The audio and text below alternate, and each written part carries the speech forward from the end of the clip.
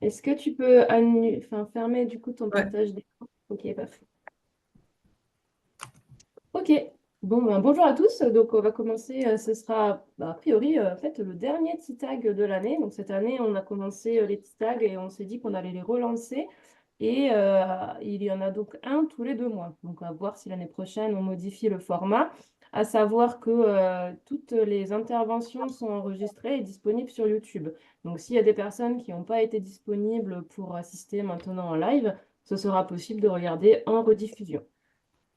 Et donc aujourd'hui, on accueille Bekanti Kouassi, qui est donc en thèse cofinancée au sein de l'UMR Moïsa et Apsis, et qui nous parlera donc des coopératives vecteurs de la transition numérique de l'agriculture.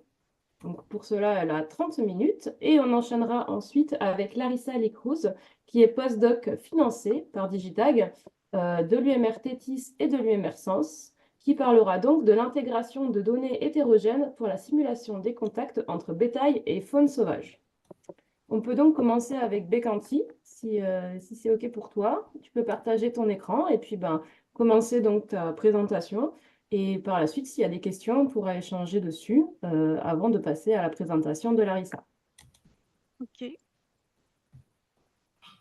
N'hésitez pas en attendant, si vous avez des questions, pour peut-être les mettre dans le chat si besoin. Dans tous les cas, il y aura un petit moment à la fin pour en discuter. Je te laisse la parole, Bekanti. Merci beaucoup.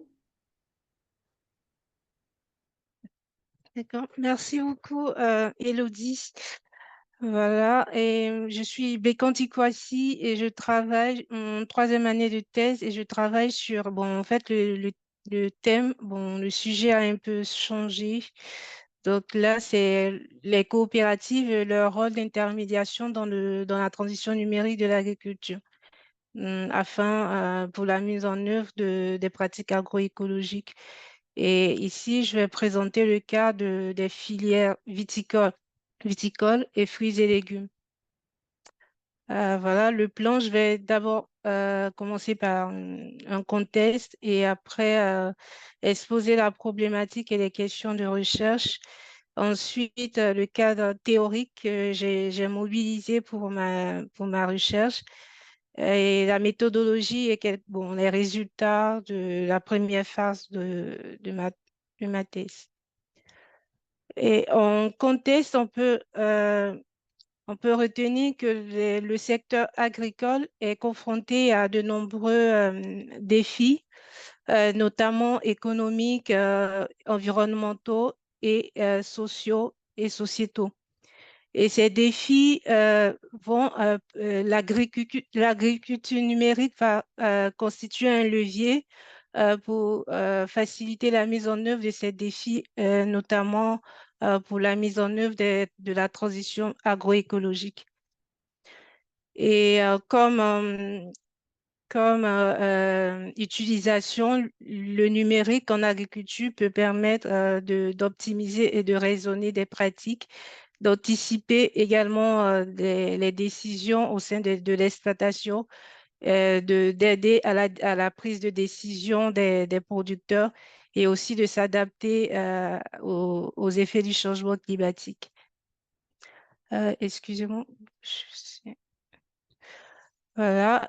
Et aussi, la digitalisation en agriculture est un processus, est défini comme un processus à forte dimension systémique, c'est-à-dire qu'elle implique une diversité d'acteurs entre l'amont et l'aval des systèmes agricoles et alimentaires.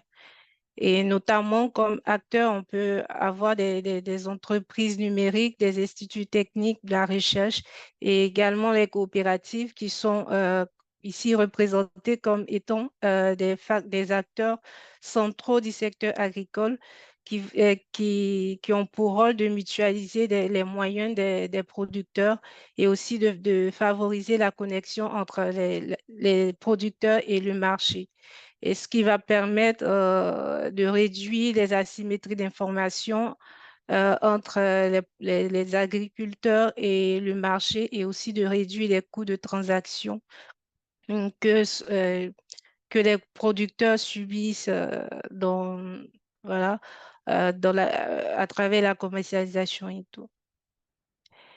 Et aussi, les coopératives ont un rôle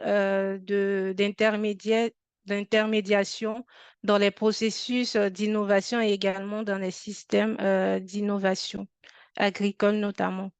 Et comme rôle, elles vont faciliter la diffusion et l'adoption des nouvelles technologies ou des nouvelles pratiques agricoles et aussi favoriser la connexion entre et les interactions entre les acteurs du processus d'innovation. Et également, elles vont intervenir dans l'orientation des choix, notamment les choix des modèles d'agriculture qui sont plus innovants ou même responsables de l'environnement. Et notamment, elles vont s'engager dans des pratiques agro-environnementales ou de durabilité. Voilà. Et elles ont aussi des rôles d'accompagnement, c'est-à-dire qu'elles vont favoriser la mise en œuvre par exemple, la digitalisation et aussi à travers le conseil et la formation.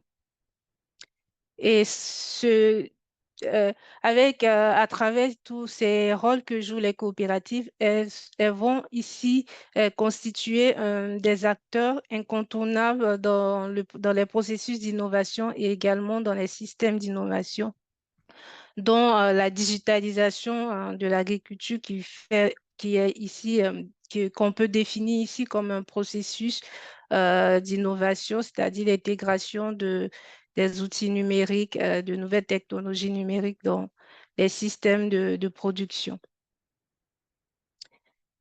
Et on remarque que malgré le développement accru des technologies et des solutions numériques en agriculture, on voit que les outils numériques sont encore très peu adoptés, utilisés ou même très peu connus au sein des secteurs du secteur agricole. Et on peut dire que plusieurs facteurs qui sont, voilà, qui peuvent euh, freiner ou même favoriser l'adoption des outils numériques. Et comme freins principaux, on voit qu'il y a le coût de la de la technologie ou bien le coût de tout ce euh, qui est en rapport avec la mise en œuvre de la technologie et également la complexité d'utilisation de ces outils-là qui va également freiner l'adoption. Il y a aussi des facteurs contextuels ou organisationnels qui peuvent aussi euh, freiner l'utilisation de ces outils-là au sein des systèmes agricoles. Et bien évidemment, le profil, les caractéristiques de l'agriculteur ou de son exploitation qui peuvent être aussi des facteurs qui vont favoriser ou freiner également l'adoption au sein des coopératives comme au sein des systèmes de production. Et les coopératives, dans ce cas-là, elles peuvent contribuer à lever certains freins liés à l'adoption des outils numériques. Et cela grâce à leur rapport, à leur relation de proximité et de confiance qu'elles ont avec les producteurs, leurs adhérents. Voilà. Et malgré tout, malgré le rôle que peuvent jouer le rôle prépondérant ou le rôle important que peuvent jouer les coopératives dans la transition numérique ou comme dans les systèmes d'innovation, il y a très peu d'études qui aborde en fait le rôle des coopératives dans l'innovation en général de l'agriculture et plus particulièrement dans la digitalisation. On parle très peu des coopératives, de leur rôle central dans l'adoption, surtout dans le processus d'adoption de ces outils-là. Et cette thèse vise à comprendre dans un premier temps les fonctions d'intermédiation, parce que là, elles sont représentées comme des intermédiaires au sein des systèmes, leur fonction d'intermédiation dans la transition numérique et aussi le choix, leur, l'influence qu'elles ont dans le choix des outils numériques qui vont favoriser notamment la mise en œuvre des pratiques agroécologiques. Et comme question, la question principale qu'on se pose ici, c'est comment les choix d'outils numériques vont favoriser la mise en œuvre des pratiques agricoles, agroécologiques plutôt au sein des coopératives. Et il y a trois sous-questions qui ressortent de cette principale question. C'est que, bon, on se demande quelles sont les fonctions d'intermédiation que les coopératives euh, ont dans les processus d'innovation, de digitalisation et et ensuite, quels sont les facteurs qui vont motiver ou freiner l'adoption des outils numériques. Et enfin, dans quelle mesure ces outils numériques qui seront adoptés vont favoriser la mise en œuvre de l'agroécologie. Et en ce qui concerne, bon, pour répondre à mes questions de recherche, dans un premier temps, j'ai utilisé comme cadre théorique la notion d'intermédiation d'innovation qui se situe dans le processus d'innovation en agriculture. Et ici, les coopératives sont représentées comme des intermédiaires et, au sein des systèmes d'innovation. Et un intermédiaire d'innovation qui est défini par OOL, l'auteur, qui dit qu'un intermédiaire est une organisation ou un organisme qui va agir en tant qu'agent ou un courtier entre un ou plusieurs, entre deux ou plusieurs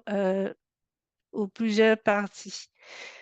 Et les fonctions principales d'intermédiation que peuvent jouer les coopératives, d'après la littérature, c'est qu'elles peuvent assurer la connexion entre des acteurs amont du secteur ou des filières et les agriculteurs. Et également, elles peuvent faciliter le transfert de technologies et, et tout ce qui est information et connaissances. Et là, ce schéma, il résume un peu les, en général, les fonctions d'intermédiation que peuvent jouer un intermédiaire, principalement une coopérative dans l'adoption d'une innovation en général. Et ces fonctions d'intermédiation ou des fonctions aussi de connaissances qui sont ici liées au transfert de connaissances et à l'information, qui sont influencées par des caractéristiques de, bon, de l'organisation du produit, de la production, de la coopérative plutôt. Et comme hypothèse, après avoir analysé la littérature, euh, on formule l'hypothèse que les coopératives jouent des rôles d'intermédiaires d'innovation différents en fonction de leur mode de fonctionnement ou de leur gouvernance. Voilà. Et aussi, je mobilise également un modèle théorique dans le cadre de l'adoption d'une innovation. Ici, le modèle que je vais combiner avec l'approche de l'acceptation d'une innovation et l'analyse technologie, environnement et organisation. Et ici, ça sera plus pour répondre à ma deuxième question qui vise ici à analyser les facteurs d'adoption qui favorisent l'adoption d'une innovation au sein d'une coopérative. Et le modèle ici, non seulement il va prendre en compte les facteurs individuels d'adoption, mais aussi les facteurs liés à l'organisation et aussi les facteurs contextuels, institutionnels, notamment. Notamment le marché, la réglementation et en ce qui concerne l'organisation, ça sera la coopérative dans notre cas. Et ces facteurs-là sont représentés par son mode de gouvernance, la taille ou même le type de production. Voilà. Et également, j'analyse également bon, je définis l'agroécologie ici dans mon étude comme étant la redéfinition des systèmes agricoles et alimentaires en vue d'une durabilité économique, sociale et écologique. Et cette définition, je pars sur la base de la définition de l'agroécologique qui est donnée par Glisman, qui va ici définir une classification des- de la transition agroécologique. Voilà. Et cette classification-là est reprise par les auteurs Duff et Hall qui vont ici associer l'utilisation des outils numériques à l'agroécologie. Et ça va me permettre au fait de répondre à ma troisième question qui vise à notamment à voir le lien entre agroécologie et outils numériques. Voilà. Et ici, là, je me positionne avec les trois niveaux définis par, par Duff et Hall. Ici, le premier niveau qui aura pour objectif bon, de réduire l'utilisation des intrants et aussi de l'optimisation des outils des intrants. Et la deuxième phase, la deuxième étape de l'agroécologie qui vise ici à substituer les pratiques alternatives aux intrants chimiques. Et ici, des technologies telles que la télédétection et plein d'autres outils peuvent être utilisés dans ce cadre-là. Et le troisième niveau, qui sera plus la partie plus biodiversité, redéfinition de l'agroécosystème. Et cette partie-là des outils peuvent être utilisés également, tels que le mapping ou les capteurs à distance qui peuvent favoriser la mise en œuvre ou la redéfinition, aider à redéfinir les systèmes agricoles. Et en ce qui concerne la méthodologie, là, je travaille sur deux filières, la viticulture et les fruits et légumes. Le choix de ces deux filières, parce que là, mon terrain d'études, c'est principalement ici en Occitanie. Et ces deux filières, bon, le choix, c'est parce que elles sont les filières emblématiques de la région déjà. Et la viticulture, les fruits et légumes en particulier, qui n'ont pas été beaucoup étudiés dans la littérature en ce qui concerne l'adoption d'outils numériques et tout ce qui est digitalisation. Il y a moins de littérature par rapport à la filière fruits et légumes, maraîchage ou arboriculture. Voilà. Et là, j'ai procédé comme suit, c'est en deux phases. La première phase, c'était une phase, bon, les deux phases, déjà une recherche qualitative, c'est pas une recherche quanti, c'est quali. Et la première phase a constitué à enquêter les dirigeants de coopératives et j'ai enquêté 20, dont 10 en fruits et légumes et 10 en viticulture. Voilà, c'était en l'année dernière et l'objectif ici, c'est de comprendre les fonctions d'intermédiation des coopératives. Voilà. Et comme méthode d'analyse, la méthode thématique du contenu, une analyse thématique du contenu que j'ai adoptée, notamment dans le logiciel NVivo, qui va me permettre de définir des thèmes et en fonction de ça, je vais faire des combinaisons pour faire ressortir voilà, les résultats en fonction de mes questions et de mes hypothèses. Et la deuxième phase, c'est plus une phase qui va concerner les producteurs et qui vise à identifier les facteurs d'adoption des outils numériques et également de voir le lien entre ces outils qui sont utilisés et leurs pratiques agroécologiques. Voilà. Et là, les critères que j'ai utilisés pour la sélection, euh, là, Déjà, les producteurs ont été sélectionnés en fonction bon, des coopératives que j'avais déjà enquêtées et j'ai sélectionné 3 à 4 producteurs par coopérative. Voilà.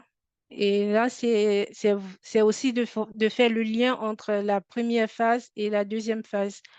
Donc là, les profils de producteurs qui ont été sélectionnés sont plus des producteurs qui soit adoptent ou n'adoptent pas des outils numériques euh, qui ont une taille plus... Bon, en fait, j'ai essayé d'avoir tous les profils des producteurs qui ont une grande exploitation, une petite exploitation, et aussi qui sont engagés dans des certifications ou des labels. Voilà. Et là, l'enquête, ça a été une enquête semi-directive auprès des producteurs, des adhérents de coopératives. Et voilà, en ce qui concerne mes résultats, là, je vais donner les résultats de la première phase parce que la deuxième phase, c'est pas encore prêt.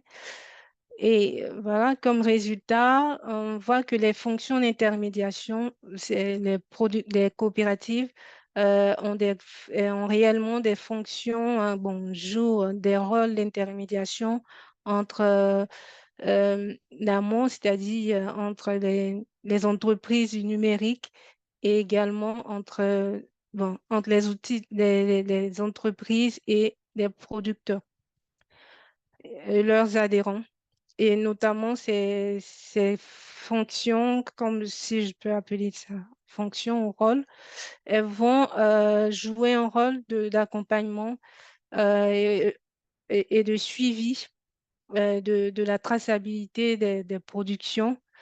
Et ici, ça sera le fait d'adopter des outils de traçabilité. Ici, les coopératives sont vraiment engagées dans tout ce qui est traçabilité de produits, et traçabilité de la production depuis l'exploitation jusqu'à la vente. Et elles vont également intervenir dans la diffusion et la vulgarisation de certains outils, notamment les OAD et les logiciels de gestion de traçabilité.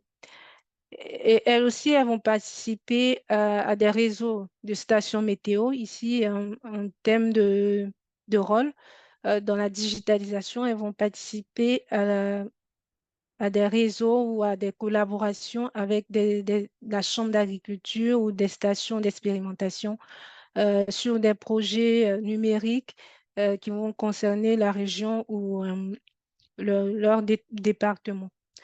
Voilà, et aussi, elles vont intervenir dans la partie financement, tout ce qui est financement d'outils, tout ce qui est aide, bon, aide subvention et tout.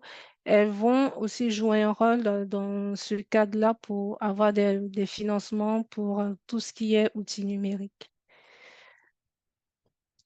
Et là, ce qui ressort aussi de ces entretiens, c'est que les fonctions d'intermédiation, comme l'a dit la littérature, vont varier en fonction de la coopérative, notamment en fonction de sa stratégie ou de sa taille. Et ce qui est aussi le rôle qui va favoriser, qui sera favorisé par l'orientation ou la politique stratégique de la coopérative ou également de son engagement dans des démarches de certification ou des démarches environnementales, notamment HVE qui a été beaucoup cité dans les entretiens, l'agriculture biologique, la certification AB, la Global Gap aussi qui va concerner la partie fruits et légumes et également les rôles qui vont être aussi influencés par le fait qu'il y a un personnel technique, un conseiller technique ou un responsable qualité au sein de la coopérative et ou également un service informatique en interne.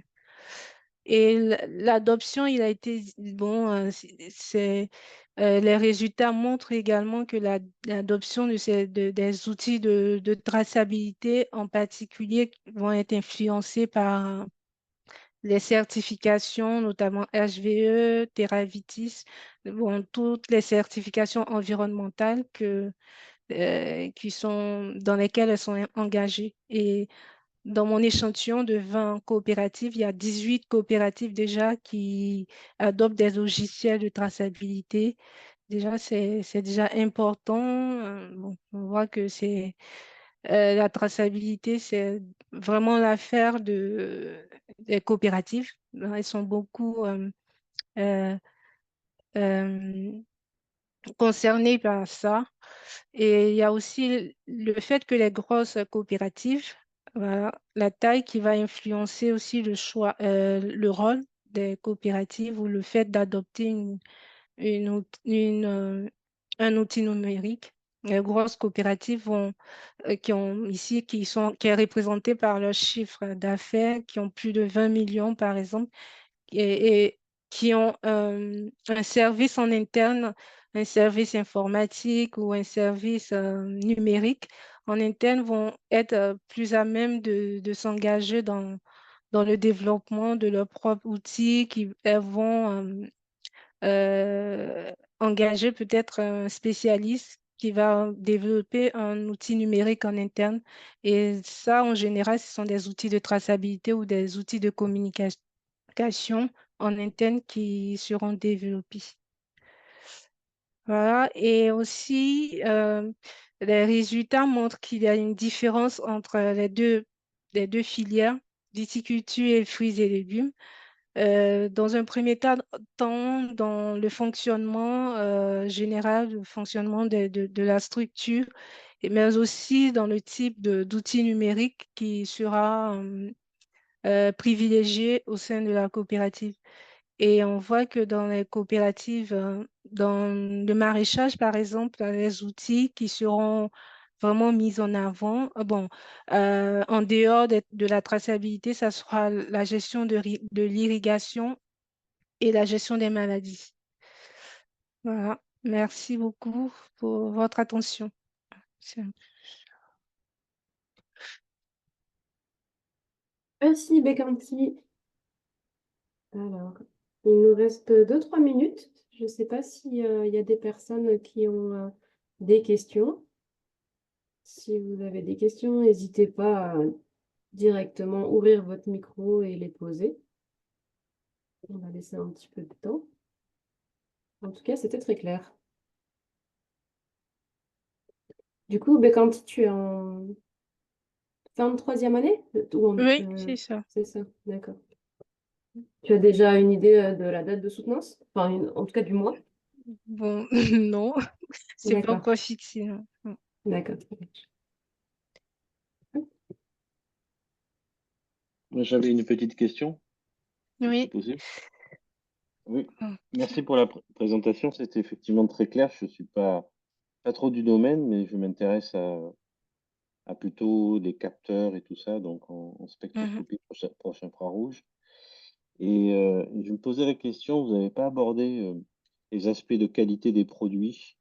Est-ce que ça, c'est pas une préoccupation, enfin, est-ce que c'est une préoccupation dans le panel de groupes que vous avez étudiés, ou parce qu'il y a d'autres priorités, notamment vous parliez de traçabilité, d'IGP, et donc est-ce que au niveau suivi de la qualité, par exemple le mûrissement des fruits, des légumes ou du raisin, ou j'en sais rien, est-ce que c'est des préoccupations qui sont d'actualité? Oui, la qualité, oui, parce que là, je pense que, au fait, la qualité ici, ça revient à l'engagement dans des certifications de qualité. Bon, je pense qu'il y a Global Gap pour les fruits et légumes qui a une certification de la qualité. Et là, bon, suivi je sais pas votre question, c'était sur l'exploitation ou sur de suivi sur l'exploitation ou au sein de la coopérative ou pour la commercialisation? Non, enfin, ça peut être à différents niveaux. Je me posais la question si vous aviez connaissance d'outils qui étaient utilisés ou ou que les coopératives voudraient utiliser ou développer auprès des producteurs en termes de mesure de la qualité, de suivi. Je sais pas, tout à l'heure j'ai parlé de mûrissement. Voilà des outils numériques pour avoir le moyen de déclencher, par exemple, la récolte au bon moment en termes de, de mûrissement ou d'état des produits à un moment donné, quoi. Bon, c'est peut-être pas votre domaine et peut-être ma question elle est un peu hors sujet.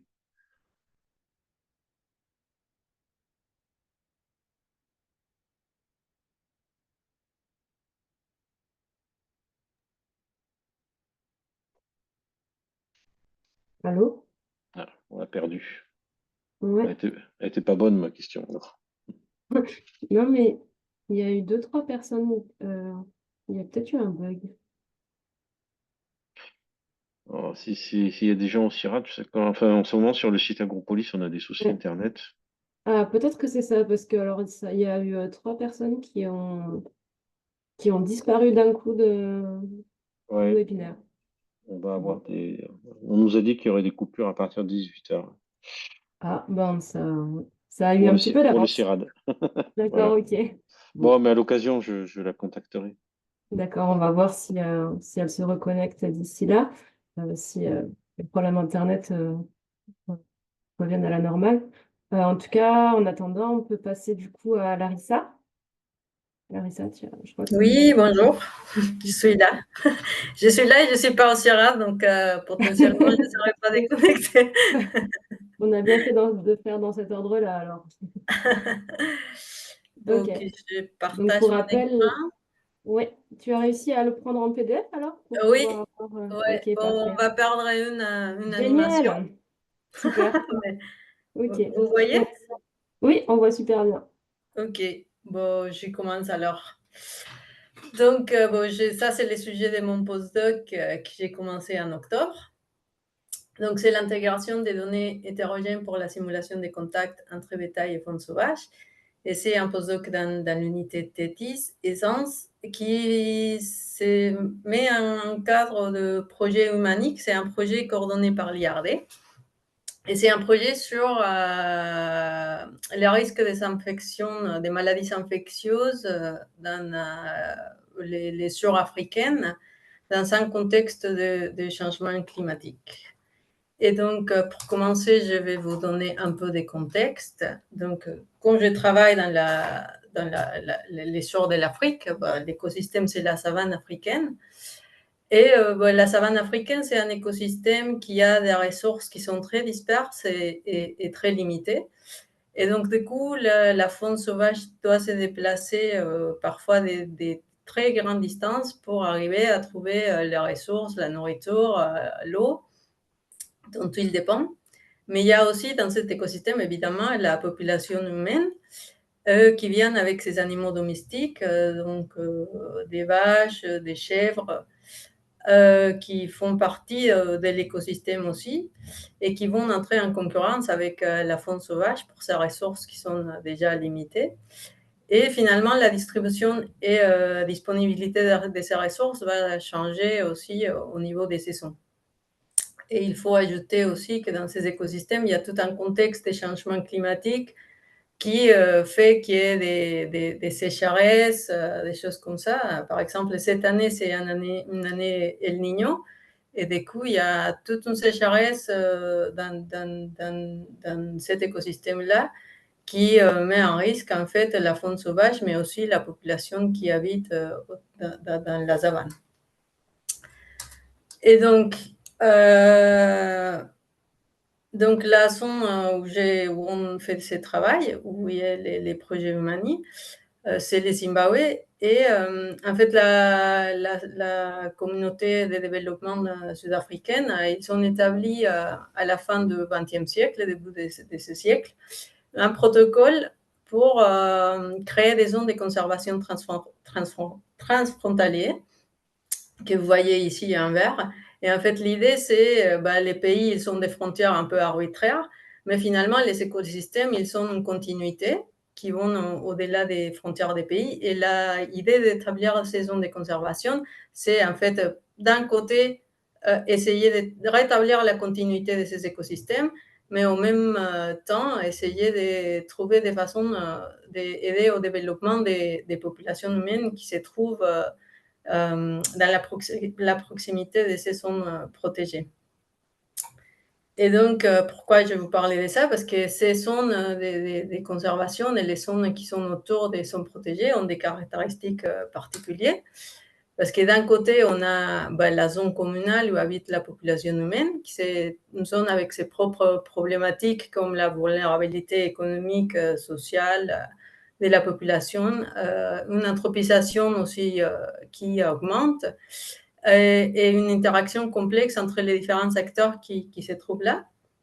De l'autre côté, on a la zone de conservation avec ses propres problématiques liées à la perte de biodiversité, une dégradation environnementale chaque fois parfois plus importante, et le bien-être de la faune sauvage.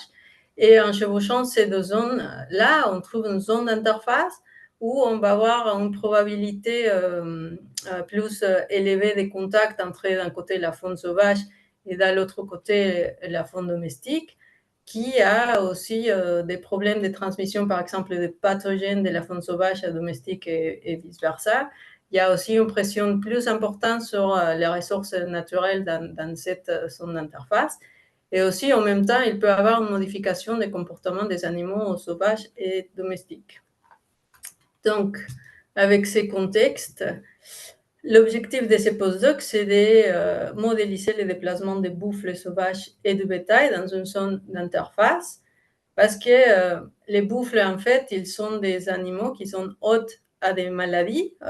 On les appelle hôtes réservoirs parce qu'eux, ils ne tombent pas malades, il n'y a pas d'effet sur eux, mais qui peut transmettre les pathogènes vers les bétails. Et dans les bétails, il peut avoir des effets nocifs qui vont causer une réduction en fait, de la productivité, ce qui va impacter des coups l'économie et les systèmes alimentaires finalement des agriculteurs. Et donc, pour faire cette modélisation, on va construire un modèle spatialement dynamique pour d'un côté comprendre comment les facteurs environnementaux, climatiques et les pratiques humaines vont influencer les déplacements des bouffles et des vaches. Et dans un deuxième temps, l'idée, c'est d'arriver à que ces modèles soient un outil qu'on puisse transmettre aux acteurs de la zone dont on travaille et qui puisse être un outil de dialogue pour qu'ils arrivent à essayer de trouver des moyens de gestion de la zone et des ressources. Donc, la zone d'étude, c'est vers le nord-est de Zimbabwe. Et c'est une zone qui est d'un côté une partie des zones protégées. Ça, c'est le parc national Hwange. Donc, c'est un parc national transfrontalier qui traverse la frontière de Zimbabwe et dont l'accès aux ressources, c'est complètement interdit pour la population. Mais il y a une autre partie qui est aussi protégée qui s'appelle la forêt des Sikumi. Et dans ces forêts-là, il y a un certain accès limité aux populations locales. Et donc, ils ont accès à mener, par exemple, leur bétail jusqu'à une certaine limite de distance dans la forêt. Et on a les zones communales où on trouve les villages. Et donc, c'est-à-dire que dans cette zone d'interface, il y a toute une série d'acteurs qui vont avoir des visions sur la gestion des ressources qui parfois sont complètement opposées. Donc, par exemple, les agriculteurs et les éleveurs, ils veulent avoir plus accès à des zones protégées pour amener leur bétail, parce que du coup, la qualité en général, c'est mieux dans la forêt que dans les zones communales. Mais par exemple, les gestionnaires de réserves et les gens qui travaillent dans le tourisme, ils veulent donc qu'ils ont moins d'accès. Parce que du coup, ils vont entrer, s'ils sont plus d'accès, ils vont entrer plus en concurrence avec la faune sauvage. Et donc, les touristes, les gens qui travaillent dans le tourisme, ils disent qu'ils impactent finalement les gens qui viennent voir les animaux sauvages. Et tous ces contextes déjà un peu complexes, on ajoute aussi les changements climatiques, comme je disais, dans cet écosystème, où c'est très vulnérable à la sécheresse. Et donc, pour les modèles, on va utiliser différents types de données. Donc, d'un côté, on a des données GPS pour des suivis des bouffles et des vaches qui ont été posées sur certains individus. Donc, on va voir pendant plusieurs années la localisation des différents individus. On a des cartes d'occupation des sols et des cartes de points d'eau sur la zone qui ont été créées à partir des données de télédétection. Et pour la partie des pratiques humaines, on va voir des données qui sont issues d'un jeu de rôle qui a été mené dans la zone. Donc, toutes ces données-là ont été déjà collectées et analysées, mais pas complètement. Donc, c'est là qui entre mon travail. Et ces données-là, elles viennent de deux travaux précédents. Donc, les premières, c'était les travaux de thèse de Florent Rumiano. Et lui, c'est ce qu'il a fait. Il a déjà créé un premier modèle des déplacements des bouffles et des vaches. Donc, c'est lui qui, à partir des images satellites, a caractérisé la zone. Donc, il a créé des cartes d'occupation des sols et des cartes des points d'eau, qui ensuite il a alimenté dans un logiciel qui a été développé au CERAD, c'est un logiciel qui s'appelle OSLE et qui permet de modéliser des dynamiques spatiales. Donc, avec ça, il a fait un modèle pour les bouffles de déplacement. Donc, à partir de ça, les bouffles vont se déplacer dans la zone. Et un même modèle pour les vaches, qui ensuite on peut faire, entre guillemets, faire tourner ensemble pour essayer de trouver les zones des contacts plus élevés. Et donc, pour son modèle, c'est ce qu'il a fait. Il a utilisé une approche mécaniste qui en anglais s'appelle Swarm Model, qui en fait permet de modéliser les mouvements d'un troupeau à partir des mouvements des individus. Donc, il y a une partie qui va aligner les individus vers une direction et il y a une autre partie qui va maintenir la cohésion de ces troupeaux à travers de la somme des facteurs des différents individus qui constituent les troupeaux. Et tout ça, tous ces paramètres, ils ont été définis à partir des données des suivis GPS qu'on avait et à partir des connaissances sur les déplacements des études écologiques qui ont été faites auparavant et qui sont publiées, comme par exemple à quelle vitesse les bouffles se déplacent, etc. Et donc, dans les modèles, il a défini des règles de décision. Donc, c'est-à-dire que chaque bouffle, il va dire, il va se déplacer vers une certaine occupation des sols où il va les manger. Donc, il reste là, il mange un peu. Après, il dit, bon, allez, je vais voir. Donc, il va se déplacer de nouveau vers les points d'eau les plus proches. Il reste là, il rumine. Après, il revient, il se déplace et ainsi de suite. Et donc, comme ça, les troupeaux, il va se balader dans la zone. Et il a fait la même chose pour les vaches. Donc, elles sont dans un enclos, dans la zone communale, elles vont sortir et à partir de la occupation des sols donnés, ils vont sélectionner s'ils vont dans la zone communale, la zone agricole. Ils se déplacent, ils mangent, ils cherchent de l'eau, etc. Et à la fin de la journée, ils reviennent dans leur enclos. Sauf que dans ces modèles-là, en fait, c'est pas pris en compte les pratiques humaines. En fait, les vaches, oui, elles bougent, sauf qu'elles ne prennent pas la décision de venir à pâturer dans la zone communale ou dans la zone agricole. Il y a toujours une décision humaine qui est derrière et qui n'est pas prise en compte dans ces modèles. Et donc, mon travail, partie de mon travail, c'est en fait d'ajouter cette partie au modèle des vaches.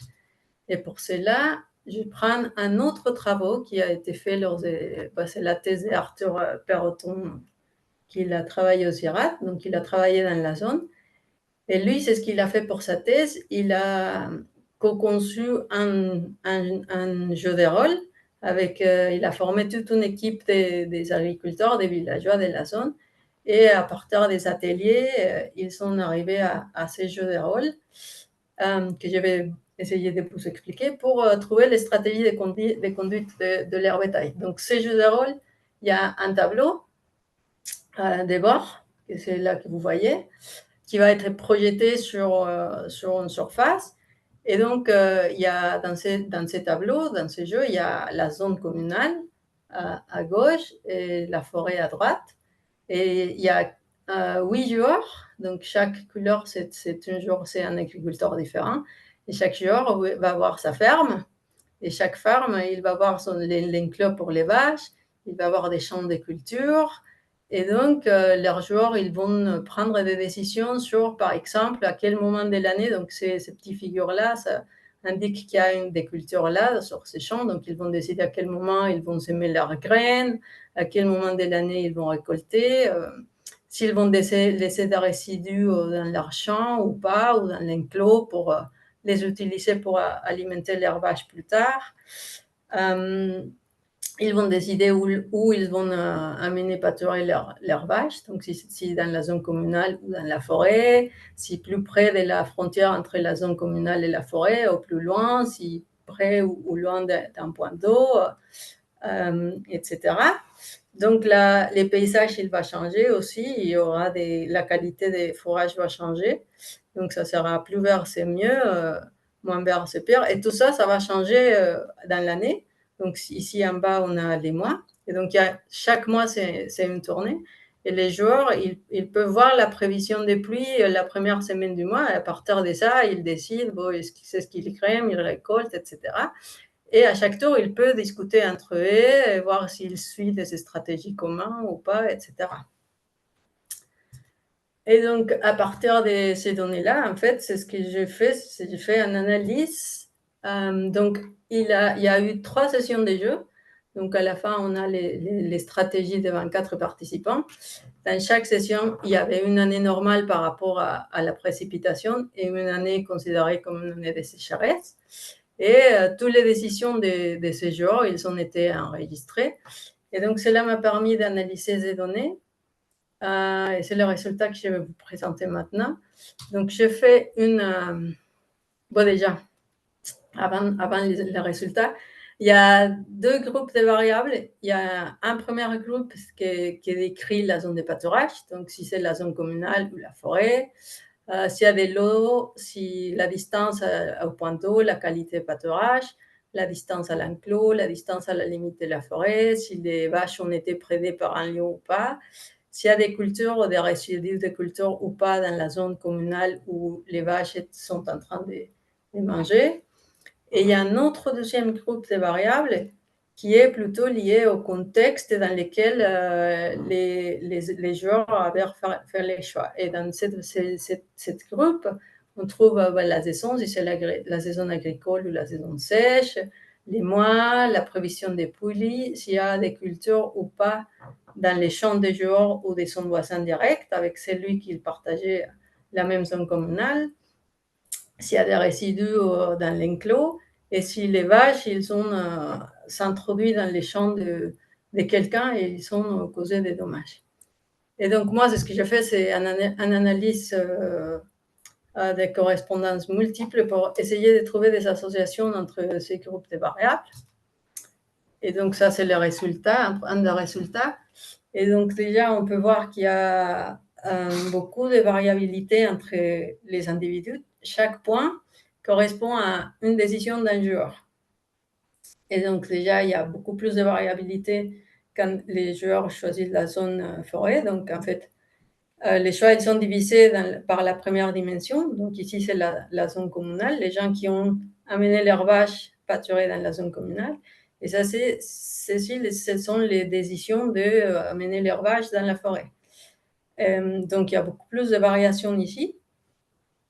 Et quand on regarde l'année de sécheresse et l'année normale, ça c'est la moyenne, ces 2 symboles. Donc ça c'est la moyenne pour l'année de sécheresse. Et donc cela veut dire que dans l'année de sécheresse, les joueurs, ils ont eu une tendance d'amener leurs vaches et pâturer dans la zone communale et dans l'année normale plutôt aller dans la forêt. Et donc, quand on regarde les corrélations des variables de la description de la zone avec la première dimension, les variables qui ressortent les plus, qui sont plus corrélées, sont la zone de pâturage, la distance à l'enclos, la distance à la limite de la forêt et la présence ou l'absence de cultures et de résidus dans la zone communale quand les vaches sont en train de pâturer là. Et donc ensuite, ce que j'ai fait, c'est de projeter les variables, quelques variables des contextes, des décisions. Et donc déjà, on peut voir chaque point, c'est la moyenne pour les mois ou pour la saison. Et donc, on peut voir, par exemple, que dans la zone communale, il y a les gens, ils vont amener plutôt leurs vaches lors de la saison sèche, donc c'est-à-dire entre juin et septembre, octobre.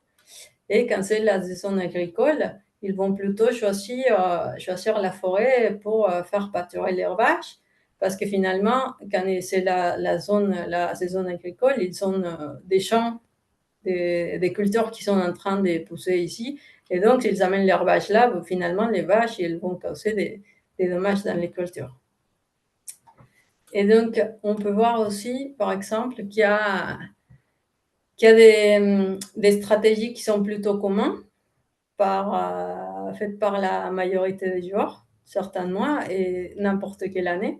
Donc, par exemple, en janvier, l'année normale et l'année des sécheresses, les gens, ils vont plutôt choisir pâturer leurs vaches dans la forêt, tandis qu'en juin, ils vont plutôt choisir la zone communale. C'est-à-dire qu'il y a une stratégie, qu'on peut dire une stratégie générale. Mais il y a d'autres mois, par exemple avril et mai, où c'est plutôt divisé. Il y a certaines personnes qui vont choisir la forêt, il y a certaines personnes qui vont choisir la zone communale.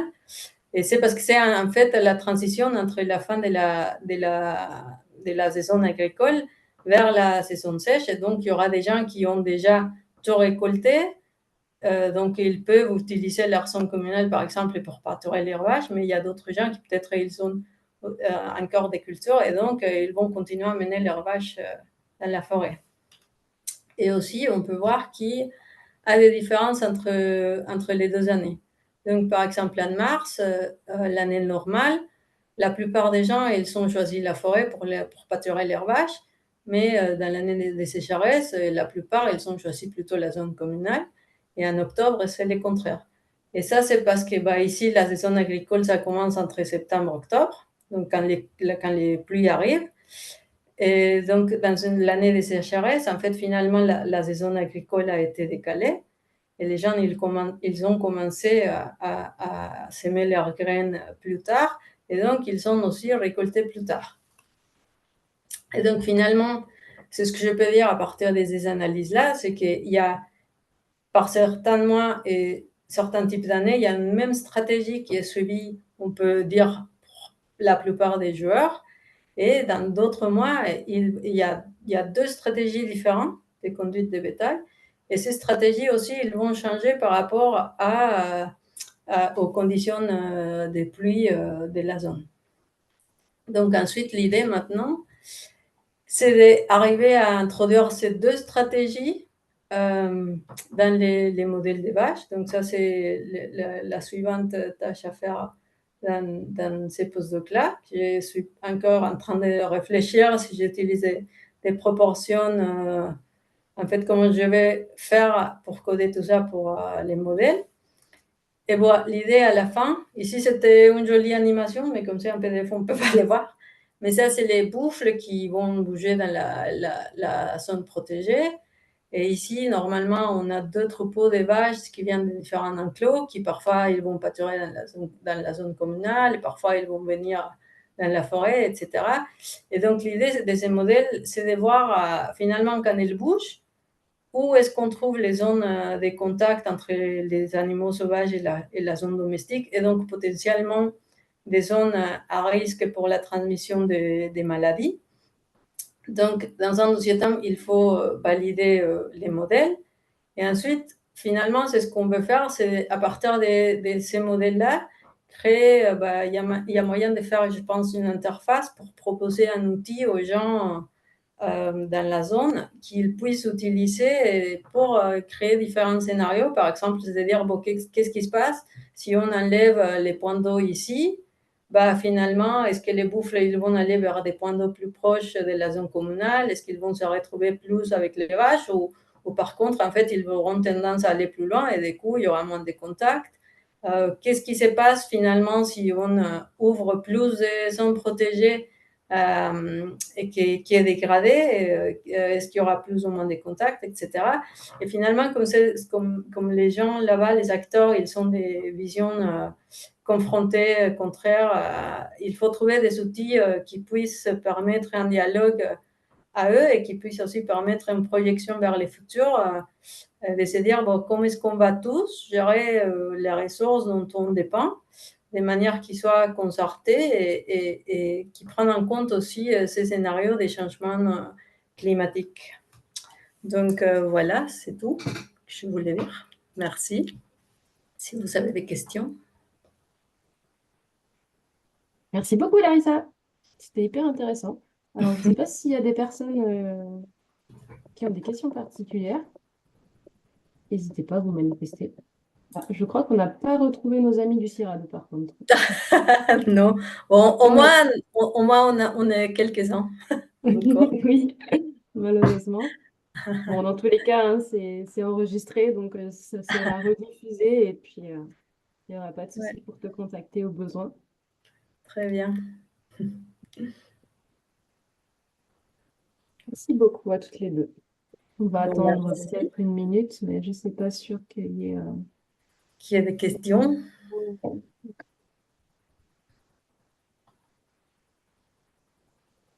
Mais sinon, les prochains séminaires, c'est... On sait Le pas. TITAG? Oui. Le prochain TITAG, en fait, ce sera... Alors, on verra, on va en discuter. Je ne sais pas s'il y en aura pendant... Parce que vu que c'est tous les 2 mois, là, le Oui, prochain serait en c'est ça. juillet. Je ne sais pas si on va le maintenir. En tout cas, pour l'instant, il n'est pas prévu. Mais ce qui est sûr, c'est qu'on les reprendra à partir de septembre prochain et à voir si on maintient un tous les 2 mois ou un tous les mois, peut-être, à voir. Ouais. Parce qu'il y a quand même pas mal de doctorants, de post-doc et peut-être aussi, pourquoi pas, de masters qui auraient en fait leur sujet à présenter. Ah oui, Et donc en plus, c'est intéressant de pouvoir garder. il y a des matières. Ok, parfait. Ben, en tout cas, merci Bécanti. Bon, merci à vous.